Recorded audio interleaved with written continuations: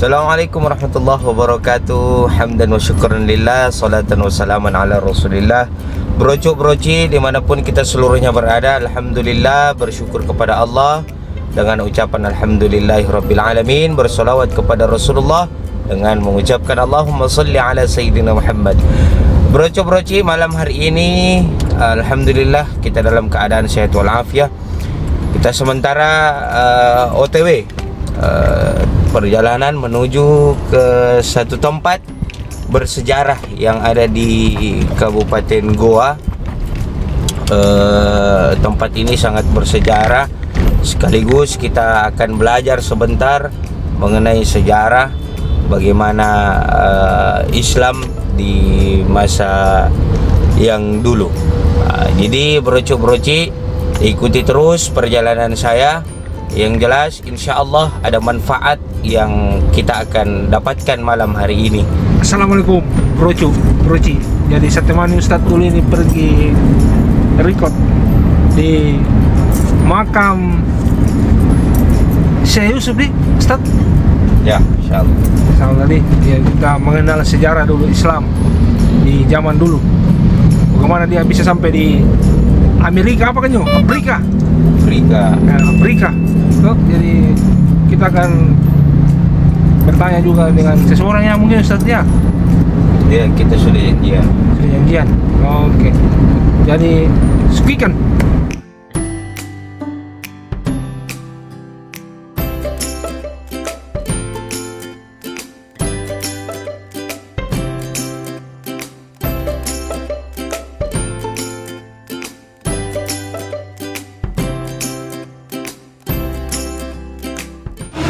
Alhamdulillah broci, saya telah sampai bersama teman-teman di Jalan Syekh Yusuf.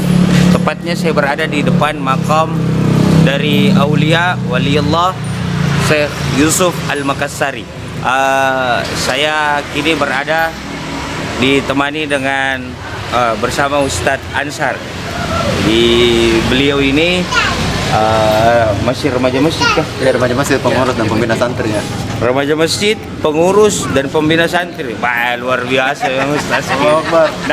Nambil semua ya. Komplit nambil semua ya. Alhamdulillah bahagia rasanya broci.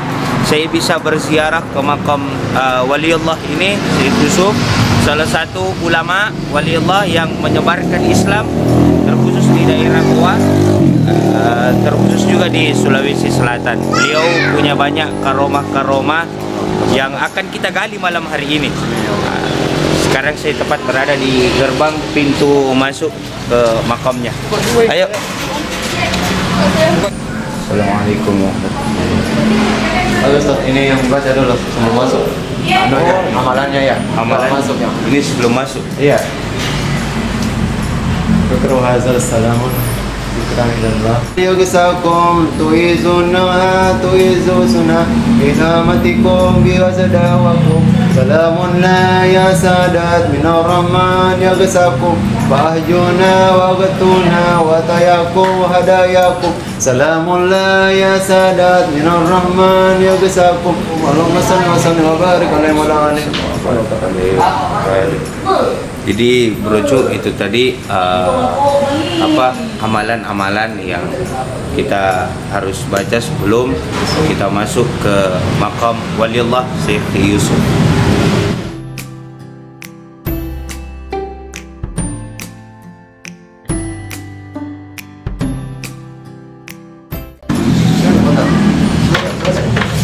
Jadi broci, ayo kita alhamdulillah mendapat kesempatan masuk ke dalam. Assalamualaikum.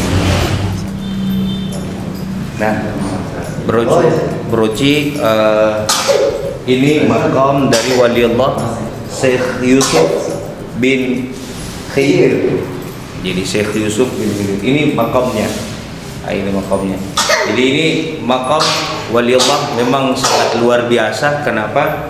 Karena satu memang betul-betul diistimewakan oleh kuncennya atau warga sekitar, karena Sampai-sampai dipasangi AC bro. Saya tadi kaget begitu buka pintu, kenapa hawa dingin keluar, ternyata memang AC. Jadi luar biasa warga Syekh Yusuf, Jalan Syekh Yusuf terkhusus Kuncennya menghargai kuburan daripada waliullah, dan inilah yang memang mesti kita ambil pelajaran itibar dari ini.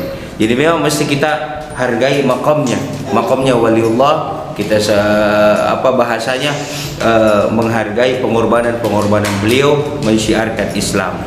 Jadi Tabe, saya mau tanya sedikit. Jawab. Kuburannya Syekh Yusuf ini boleh tahun berapa ini? Begini ya, begitu diwafatkan dari Afrika Ya, tahun 1628. 1628. Jadi wafatnya di Afrika. Di Afrika. Oh, wafatnya di Afrika. Beliau dulu istrinya meninggal dan memang dikosongkan, kosong.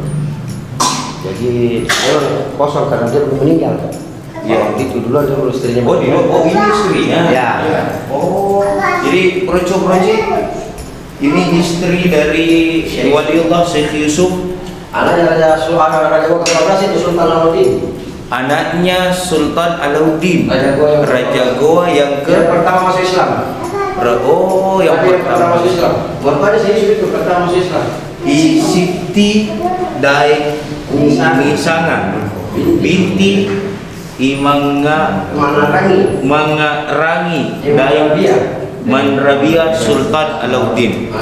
Jadi istrinya Syekh Yusuf ini beliau duluan wafat, dan memang khusus di samping makamnya istrinya Syekh Yusuf ini memang khusus dikosongkan memang.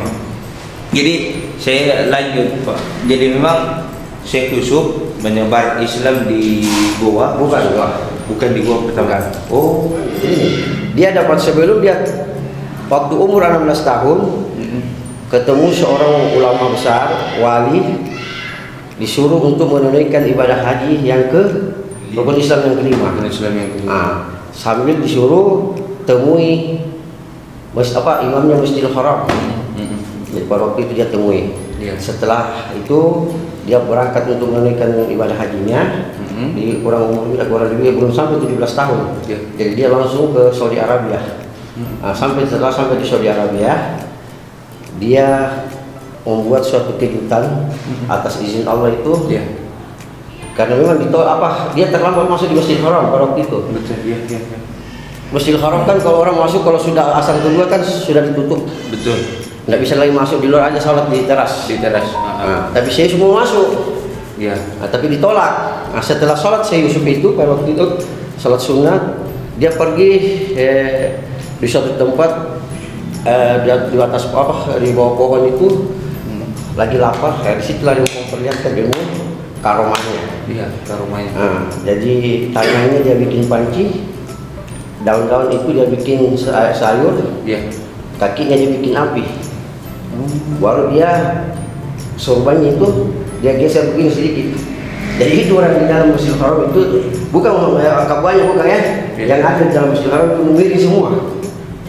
Pada waktu itu. Jadi Imam Masjidil Haram itu panggil penjaga. Apa yang kejadian tadi yang waktu kamu tutup? Dibilang ada seorang pemuda begini. Setelah memang ada wasiat dari Rasulullah Sallallahu Alaihi Wasallam. Ini kurang ada yang tahu ini. Bahwa suatu hari nanti ada pemuda asalnya dari Todang, dulu Todang namanya si Todang bernama Yusuf. Dia itu adalah putra Nabi Khidir. Kalau dia datang, sambut dia, tetapkan dia jadi imam Masjidil Haram di sini. Dia itu saya akan amanahkan nanti menyebarkan agama Islam di Afrika. Jadi dipanggil cepat itu serius pada waktu itu sama penjaga. Langsung menghadap. Jadi pada waktu dipanggil sama penjaganya, sekalian dipersilahkan dia yang baca khotbah. Dia pun juga jadi imam pada waktu itu. Terdengar suaranya beliau Syekh Yusuf itu jadi imamnya Masjidil Haram. Luar biasa suaranya, alhamdulillah, Allah dipuji. Suara itu merdu. 11-12 dengan Nabi Daud itu. Gitu ya. Setelah itu dia menetaplah di situ kurang lebih 15 tahun disuruh sama Syekh Abdul Qadir Jailani untuk tawasul di makamnya Rasulullah. Tawasul dia. Saya apa Syekh Abdul Qadir Jailani sudah meninggal tapi dia kembali wujudnya. Kayak wali kan begitu ya. Betul. Jadi disuruhlah saya ke makamnya Syekh Abdul Qadir sampai hadir Sayyidina Rasulullah SAW di hadapannya. Jadi 3 hari 3 malam dia berzikir terus sambil hadir Nabi Muhammad SAW di depannya. Di situlah dikasih amanah. Jadi pertama amanahnya itu disuruh ketemu Raja Roma. Kedua disuruh ke Afrika untuk menyebar di situ kau tancapkan agama Islam. Baru diajar kau perlihatkan akhlakmu di hadapan masyarakat semua. Jangan memperlihatkan ibadahmu, akhlakmu yang akhlak. Betul. Kalau akhlakmu yang kau kasih lihat, insya Allah itu pasti tergiur semua sama kamu. Nah itulah dikasih amanah dan jadi saya itu pulang ke tanah air ke Indonesia dan disuruh pulang sama Rasulullah, pulang kau selesai tugasmu. Lanjutkan saya kau punya amanah. Jadi dia tinggalkan Saudi Arabia langsung menuju Banten. Langsung ke Banten. Setelah sampai di Banten, ketemu Raja Banten Sultan Ageng Tirtayasa. Jadi memang ditunggu-tunggu sama Sultan Ageng karena memang namanya beliau ini sudah lama dia kenal Sultan Ageng. Iya, sudah masyhur nama beliau ini. Sampai dia mau lihat itu ilmunya beliau karena dia itu yang didengar. Jadi setelah ketemu beliau Syekh Yusuf ini di pantai Banten itu sama Sultan Ageng. Kenapa bisa dia tahu bahwa itu Syekh Yusuf? Karena saya sebelum bahwa itu ada burung yang menghalangi supaya dia tidak kena air matahari. Bahkan dilihat dari jauh Sultan Ageng bahwa itulah kayaknya Syekh Yusuf. Jadi Syekh Yusuf itu menuju ke Sultan Ageng. Bukankah kau yang bernama Yusuf? Dia bilang betul. Kau sudah lama saya menunggu-tunggu. Perlihatkan sekarang kau punya ilmu. Saya hadiahkan kamu, saya punya anak ada 2. Pilih anak saya yang kau harus pilih. Ini semua adalah kaum putri. Jadi saya Yusuf itu karena rendah hati dia mengucapkan saya tidak mempunyai suatu ilmu apa-apa kecuali atas izin Allah. Jadi dia bilang, perlihatkan, coba kau perlihatkan. Jadi diperlihatkan pada waktu itu disampaikanlah Sultan Ageng sama Syekh Yusuf. Tuan Raja pernah mendengar Nabi Musa itu membelah air lautan terbelah laut merah. Nabi Musa. Insya Allah atas izin Allah saya tunjukku ini saya perintahkan ini air untuk mundur atas izin Allah. Jadi dia buktikanlah pada waktu itu dia tunjuk dua orang masuk baru melangkah sampai 60 langkah. 60 langkah. Setelah sampai 60 langkah baru digaris berhenti itu air. Dihadiahkan oleh istrinya, istri kan nama saya. Saya butuh turunan, dia bilang Sultan Ageng seperti kamu, karena kamu itu wali, dia bilang begitu. Jadi istrikanlah yang tertua dulu diistrikan. 1 bulan kemudian meninggal ini yang tertua, baru diistrikan lagi adiknya. Jadi 2 istrikan semua. Di sana lah mulai melawan penjajah pada waktu itu. Mengusir penjajah bergerilya, Jawa, Sumatera. Pokoknya bergerilya lah. Itu masih di Banten itu. Di Banten, lama di Banten. Karena banyak anaknya di situ, turunannya. Sampai dia istrikan lagi Iman Serang di sana pada waktu itu. Setelah itu baru dia berangkat dulu tunaikan itu perintah Rasulullah. Ketemu Raja Roma, tapi saya tidak tahu apa pembahasannya sama Raja Roma. Ada surat dia bawa. Setelah itu baru dia berangkat. Dia berserahkan kepada company minta diasingkan. Jadi bukan penangkapan itu, minta diasingkan.